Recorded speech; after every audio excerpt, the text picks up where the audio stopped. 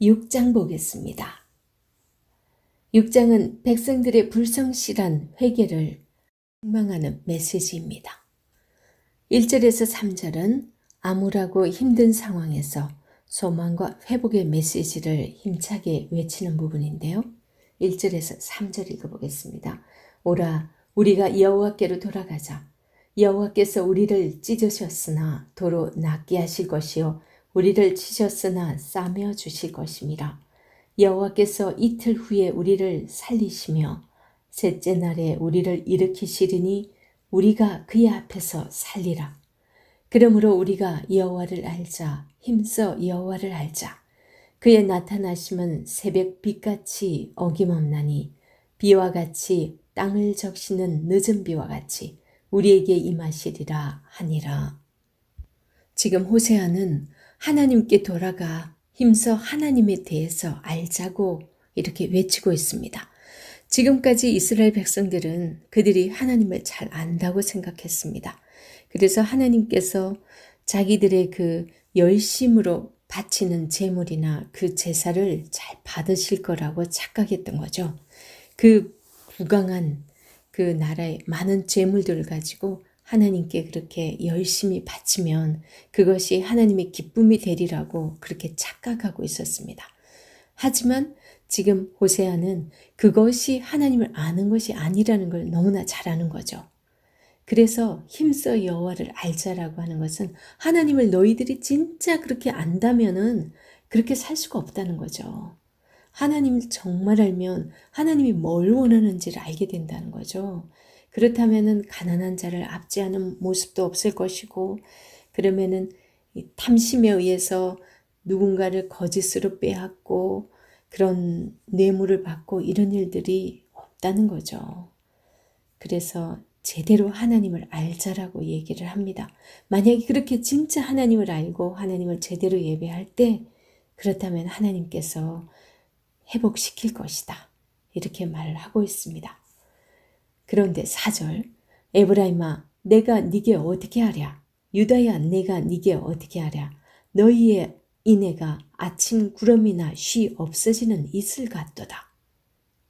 한마디로 그렇게 알자라고 하니까 하나님께서 꼭 비꼬듯이 말씀을 하시죠. 에브라임아, 이 말은 지금 북이스라엘을 말하는 거거든요. 북이스라엘이 그 여로보암이 왕이잖아요. 그 여로보암이 에브라임 지파거든요. 그래서 북이스라엘을 칭할 때 에브라임아 이런 말을 자주 사용합니다. 가끔씩은 에브라임아 할 때는 사마리아를 지칭할 때도 있습니다. 왜냐하면 북이스라엘의 수도가 사마리아이니까. 그러면서 내가 네게 어떻게 하랴? 유다야 내가 네게 어떻게 하랴? 너희의 인애가 아침 구름 같. 그러니까 너희의 인애가, 이 말은 정말 너희들이 뭔가 좀 제대로 해보려고 하지만 그거는 아침 구름이나 쉬 없어지는 이슬 같도다. 그 반짝 잠깐 그렇게 내보이는 하나의 그런 요식 행위밖에 아니라는 거죠. 그래서 하나님께서 어떻게 하셨다고요? 5절. 그러므로 내가 선지자들로 그들을 치고 내 입의 말로 그들을 죽였노니 내 심판은 빛처럼 나오느니라. 이렇게 말씀을 합니다. 그러니까 하나님께서 지금 이미 이 호세아 시대는 여로보암 2세니까 북이스라엘이 지금 이미 엄청 그 후반부로 갔죠. 지금 얼마 안 있으면 멸망하니까. 그 이전에도 치셨다라는 거죠. 그래서 하나님께서 어떻게 말씀을 하십니까? 무엇을 어떻게 하라고 말씀하시는지 6절에서 보겠습니다. 나는 인애를 원하고 제사를 원하지 아니하며 번제보다 하나님을 아는 것을 원하노라. 이렇게 말씀하세요. 지금 인애를 원한다. 제사를 원하지 아니한다. 하나님께서는요, 우리를 예배하는 자로 부르셨어요. 그리고 우리의 찬송을 받기 위해서 하나님께서 우리를 지으셨어요. 그 이사야 43장에 나오죠. 그런데 왜 제사를 원하지 아니한다라는 표현을 쓸까요? 정말 우리에게 하나님의 사랑이 없는, 정말 하나님의 그 성품인 인애, 이 헤세드죠. 그게 없는 그런 삶, 그리고 가난한 자를 압제하지 않는 그런 삶, 그런 걸 원한다는 거죠. 하나님을 사랑한다는 것은 이웃을 사랑하고 정말 우리가 이 땅을 살아가면서 거짓을 행하지 않고 저울추를 속이지 않고 정직하게 행하는 것, 사회 정의를 바로 세우는 것, 도덕적으로 정말 바르게 사는 것, 그 삶이라는 것을 하나님께서는 우리에게 말씀하고 요구하고 계세요. 그래서 7절, 그들은 아담처럼 언약을 어기고 거기에서 나를 반역하였느니라. 지금 하나님께서 아담처럼 언약을 어기고 이 말씀을 하시는 데는 우리는 에덴 동산에서의 하나님의 그 아담과의 언약을 어긴 그걸 생각을 해야 됩니다. 하나님께서는 에덴 동산 한가운데에 선악과를 두셨죠. 그 선악과를 두신 거는요, 하나님께서 그거 꼭 아담이 못 먹게 하기 위한 그런 것보다도 정말 이 사랑하는 사람의 말을 얼마나 소중히 여기고 그걸 지키느냐에 따라서 정말 사랑하는가를 확인할 수 있잖아요. 그래서 그 중심에다 하나님을 생각하게 할 수 있는, 그걸 볼 때마다 저거 우리 하나님이 먹지 말라 그런 건데 그럼 난 쳐다도 보지 말아야 돼. 그렇게 뭔가 내가 사랑하는 사람의 부탁이니까 그걸 하지 않는 것이 그게 사랑인 거죠. 그런데 의심을 하고서 진짜 저거 뱀 얘기 들어보니까 정말 저거 보암직도 하고 먹음직도 한데, 그러면서 한번 따먹어 볼까? 진짜 하나님이 나한테 거짓말 했나 안 했나? 이렇게 생각하면서 또 따먹어버리면 그거는 하나님을 아는 것도 아니고 하나님을 신뢰하는 것도 아니고 완전 그건 하나님을 사랑하는 모습이 될 수가 없어요. 그래서 그들은 아담처럼 언약을 어기고 거기에서 나를 반역하였느니라. 그러면서 8절, 길르앗은 악을 행하는 자의 고울이라 피 발자국으로 가득 찼도다. 9절, 강도떼가 사람을 기다림같이 제사장의 무리가 세겜 길에서 살인하니 그들이 사악을 행하였느니라. 여기서 길르앗과 세겜은요, 도피성이 있던 곳입니다. 여호수아서 20장 7절에서 9절에 보면 그 주변에 레위인들과 제사장들이 모여 살고 있어요. 그런데 그곳에서도 악한 자들의 모의가 있었다라는 거죠. 그곳이 오히려 악한 자들의 그 모의처가 되고 살육이 그곳에서 행해졌다고 말씀을 합니다. 당시 이스라엘 전체가 얼마나 깊이 타락해 있었는지, 도피성에서조차 그래 됐다면 과연 어디가 타락되지 않은 모습이 있겠어요. 그죠? 그런 것을 보여줍니다. 오늘날 우리가 믿는 사람, 그 교회가 만약에 부패하고 타락했다면 정말 하나님의 법이 없는 세상은 얼마나 더 타락했는지 짐작하게 하는 것과 비슷합니다. 오늘날 우리의 모습은 과연 하나님이 보실 때 어떠한지 돌아볼 수 있었으면 좋겠습니다. 7장 보겠습니다. 7장은 왕궁 안의 반란이란 표제가 되어 있죠. 7장 1절에서 2절은요, 이스라엘의 죄를 지적합니다. 7장 전체의 주제를 잘 정리해 주는 부분이기도 하는데요. 읽어볼게요. 내가 이스라엘을 치료하려 할 때에 에브라임의 죄와 사마리아의 악이 드러나도다. 그들은 거짓을 행하며 안으로 들어가 도둑질하고 밖으로 떼지어 노략질하며 내가 모든 악을 기억하였음을 그들이 마음에 생각하지 아니하거니와 이제 그들의 행위가 그들을 애워싸고 내 얼굴 앞에 있도다. 그렇게 말씀을 하십니다. 이스라엘 백성들은 자신들이 치료를 필요로 하는 상처를 갖고 있음을 알고 있었어요. 그런데 이스라엘 백성들이 생각하는 그 방법은 아수르에게 도움을 청하는 것이었어요. 호세아는 아수르가 이스라엘을 고치지 못할 것을 이미 알고 있었어요. 그래서 5장 1절 말씀, 이스라엘 백성들은 깊은 고난 속에서 여호와께서 고쳐주실 것을 그렇게 고백을 합니다. 6장 1절에서도. 그러나 그 고백은 회개를 하지 않으면 절대 치유를 받을 수가 없습니다. 하나님께서 그들을 치유해 줄 수 있지만 그들을 치유할 수 없도록 만드는 게 뭐겠어요? 그들의 죄죠. 죄를 회개하지 않고는 하나님께서 절대로 치유를 하지 않습니다. 그래서 이들의 죄는 크게 세 가지로 볼 수 있습니다. 첫 번째는 거짓을 행하고, 두 번째는 안으로 들어가 도둑질하고, 세 번째는 밖으로 때를 지어 노략질하는 것. 1절에서 이렇게 소개하고 있죠. 그리고 2절은요. 1절과 짝을 이뤄서 이스라엘의 실패를 규정하고 있습니다. 이스라엘 백성들은 하나님과의 언약을 깨뜨리는 자신들의 근본적인 죄를 기억하지도 않으면서 회개가 없는 의식에 의존해서 자기들은 치유받으려고 생각합니다. 그러니까 자기들의 죄는 회개할 생각은 안 하고 그냥 열심히 종교 행위는 하는 거죠. 그런 반면에 하나님께서 그 죄들을 기억하시고 그것이 치유를 통해서 회복으로 돌아오는 길을 막고 있다고. 오히려 왜 자기들이 이렇게 제사를 열심히 드리고 이렇게 우리가 제물도 많이 드리고 하는데 하나님은 우리를 안 돌아보시지? 왜 우리를 치유하지 않지? 이렇게 생각한다는 거예요. 그리고 3절에서 7절은요. 에브라임의 죄에 관한 것으로서 그 왕과 방백들이 저지른 정치적인 죄입니다. 보겠습니다. 그들이 그 악으로 왕을, 그 거짓말로 지도자들을 기쁘게 하도다. 그들은 다 간음하는 자라 과자 만드는 자에 의해 달궈진 화덕과 같도다. 그가 반죽을 뭉침으로 발효되기까지만 불 일으키기를 그칠 뿐이니라. 우리 왕의 날에 지도자들은 술의 뜨거움으로 병이 나며 왕은 오만한 자들과 더불어 악수하는도다. 그들이 가까이 올 때에 그들의 마음은 강교하여 화덕 같으니 그들의 분노는 밤새도록 자고 아침에 피우는 불꽃 같도다.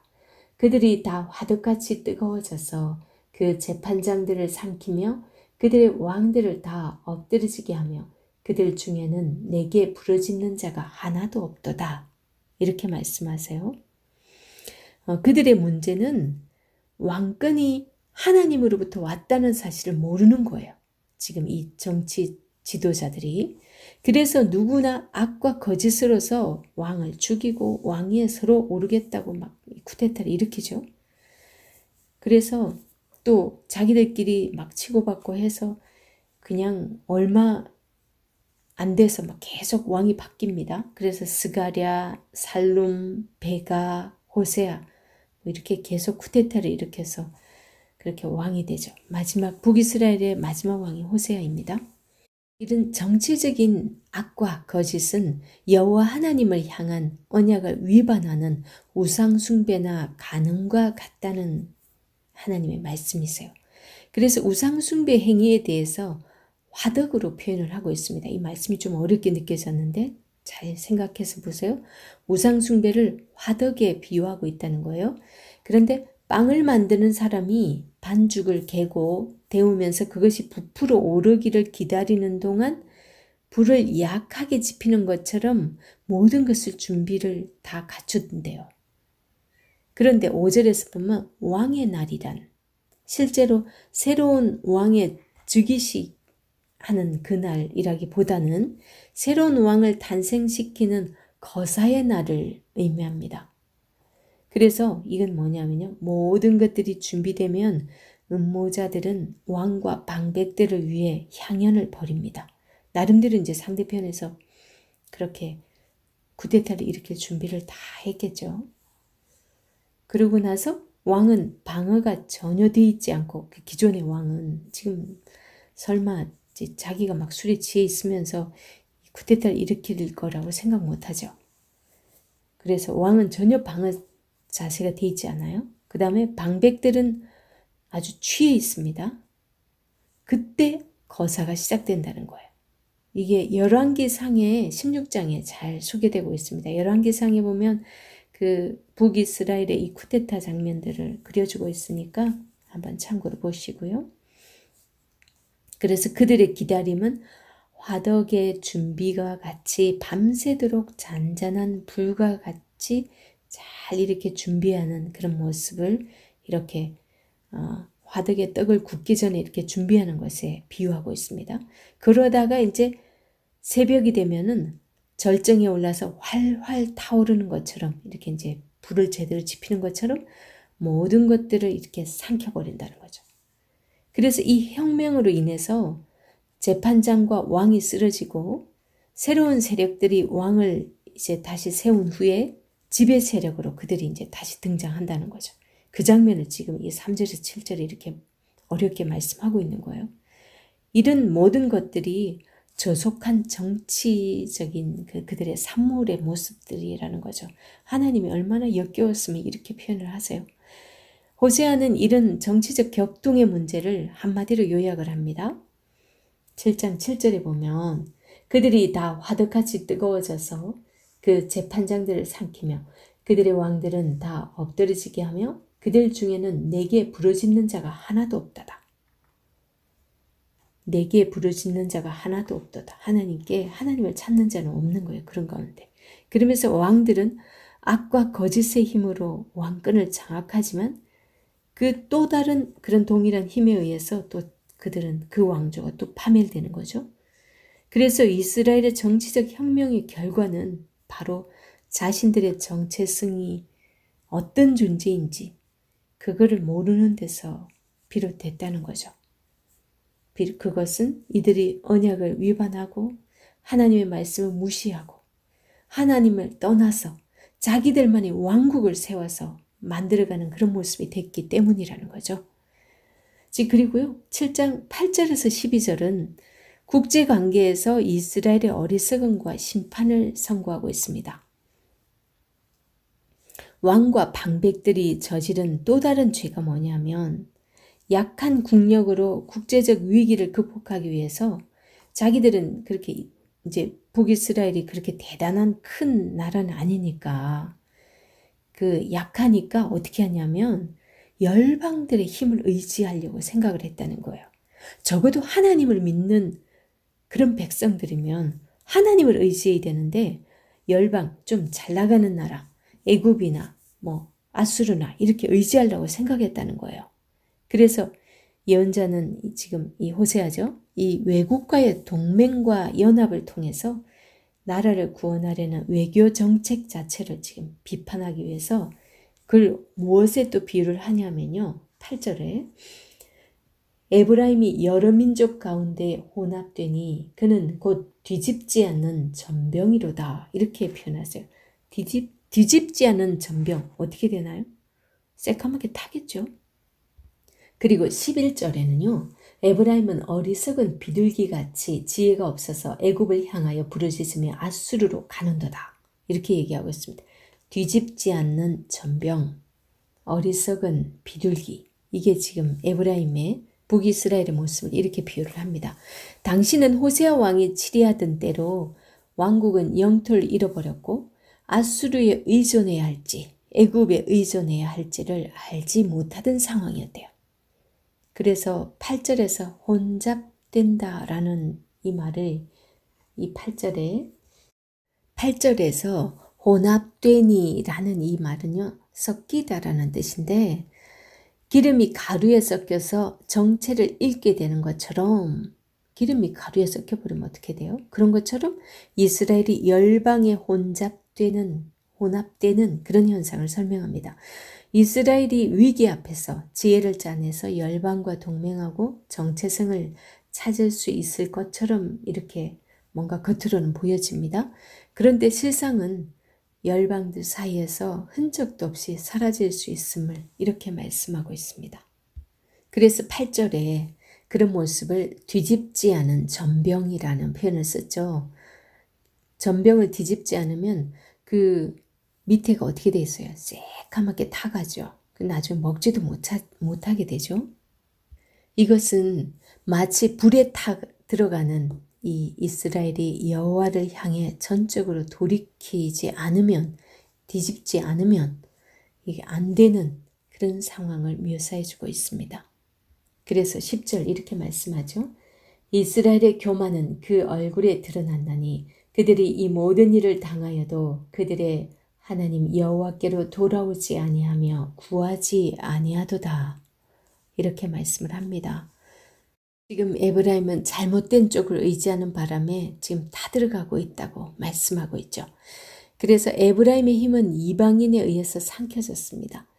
이스라엘과 연합해서 유다를 멸망시키려고 이스라엘 지방으로 진군한 아람인들 뿐 아니라 해변으로 들어와서 무깃도와 길르앗으로 성큼 다가오는 아수르인들이 있었어요. 그 외세들이 들어와서 이스라엘을 먹어치우고 지금 이스라엘은 아주 약해져 가고 있는 것도 모른 채 이 권력자들은 자기들이 정치력이 아주 뛰어난 것을 과시하면서 교만을 드러냈다고 그렇게 하나님은 표현합니다.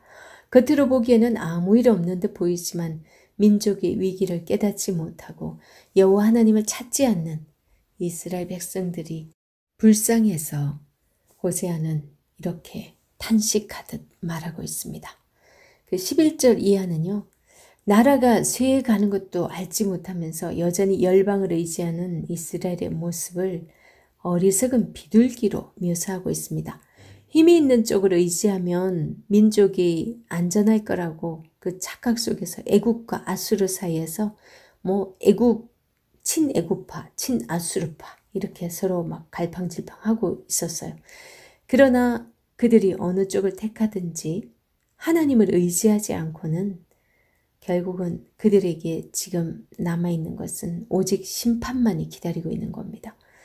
이스라엘 백성들은 멸망하는 날에 자신들을 도와줄 열방을 잘못 선택했다고 후회하겠지만 하나님께서 그물을 그 위에 쳐서 돌아오지 않는 자들을 멸망시키실 것이라고 말씀합니다. 12절 그들이 갈 때에 내가 나의 그물을 그 위에 쳐서 공중의 새처럼 떨어뜨리고 전에 그 회중에 들려준 대로 그들을 징계하리라. 화 있을진저 그들이 나를 떠나 그릇 같음이니라. 패망할진저 그들이 내게 범죄하였음이니라.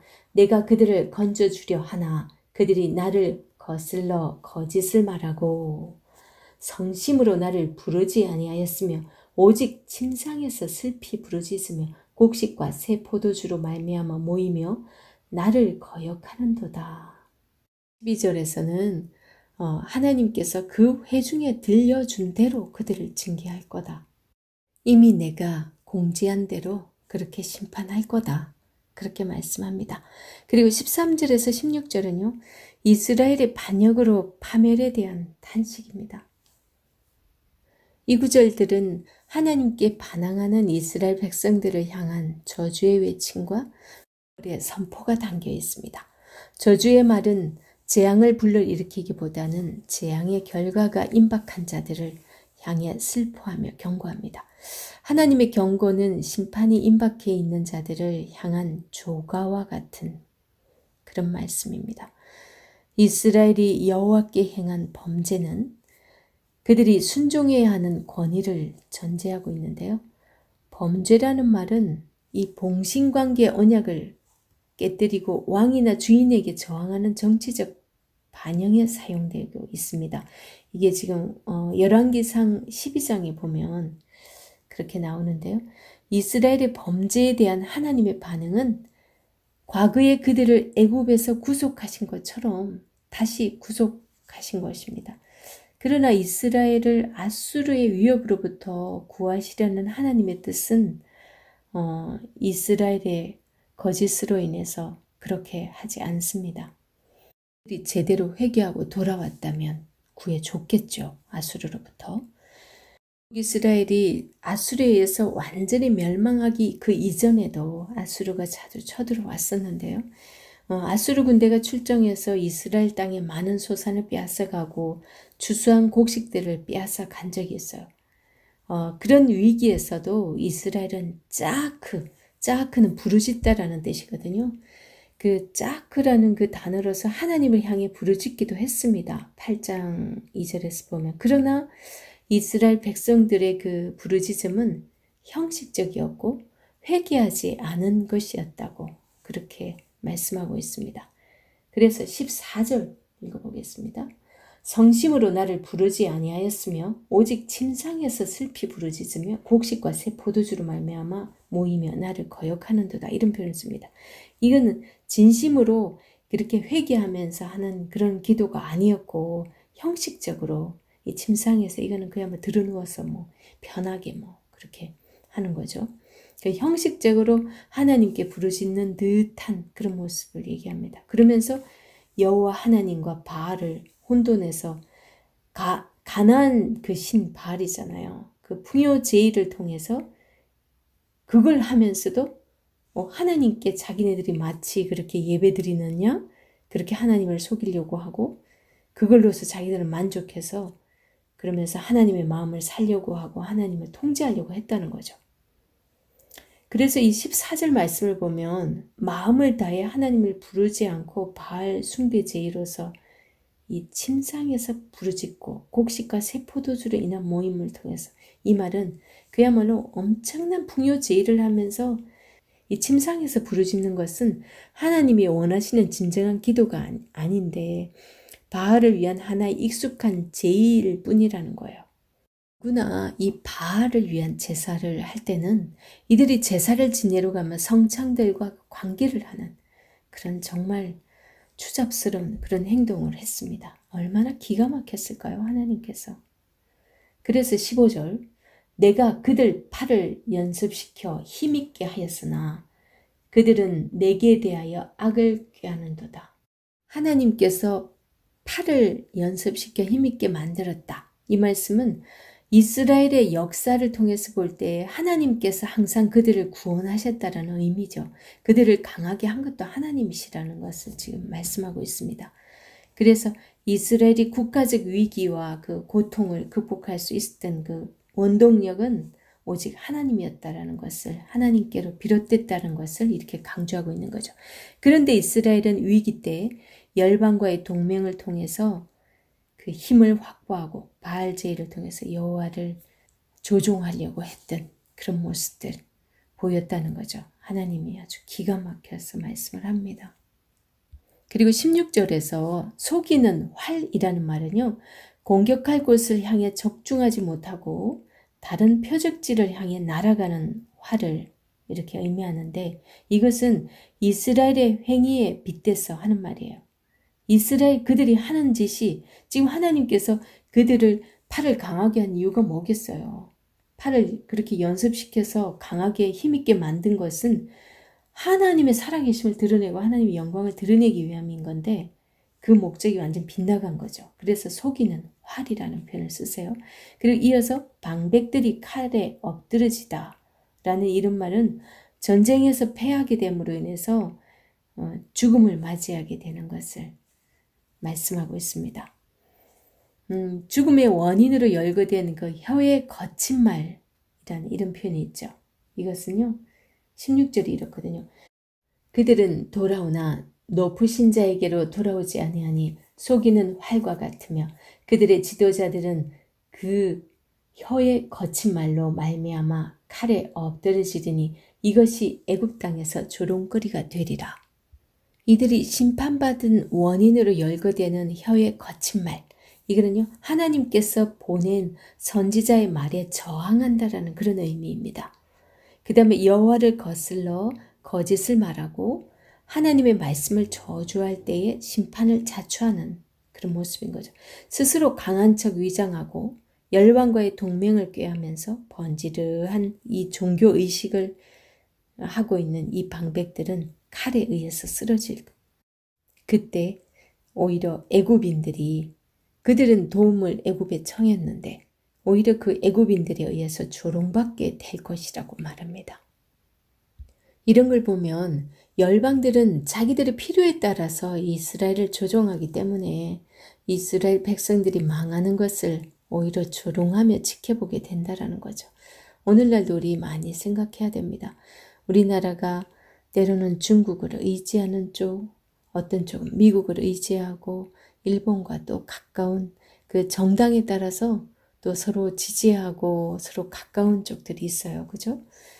참 어느 쪽도 바라봐서는 안 되고 그 열방들은 미국은 미국대로 중국은 중국대로 다 각자 자기네들 목적이 있잖아요. 그거에 의해서 우리와 뭐 친하려고 하고 뭔가 조약을 맺으려고 하는 거지 하나라도 우리를 위해서 하는 건 없다는 거죠.